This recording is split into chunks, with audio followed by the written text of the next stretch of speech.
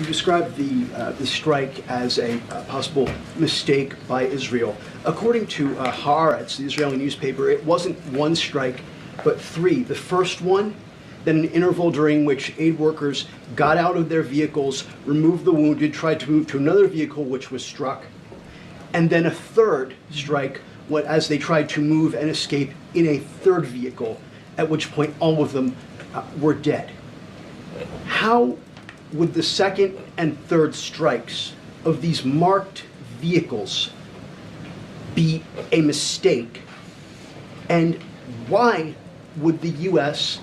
not more forcefully set conditions on the use of U.S.-made weaponry when it is being used to target aid workers? If the first one was a mistake, the second two were targeted with the intent of killing everyone in that convoy. So how do you respond to that? First of all, there's an investigation going on. So why don't we let it get done?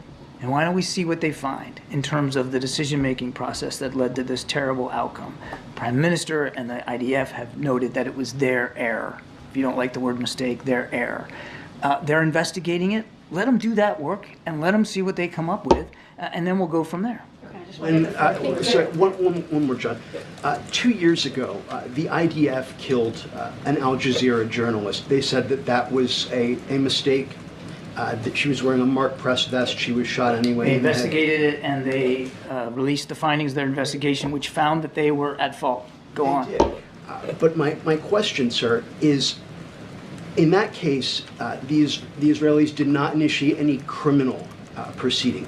In this case, if it's found that the marked convoy was deliberately targeted, if not with the first shot, but the second two shots, would the U.S. support criminal penalties? As I said, we would expect that should there be a need for accountability, that accountability be properly put in place for whoever may be responsible for this. But again, a lot of that's going to depend on the investigation.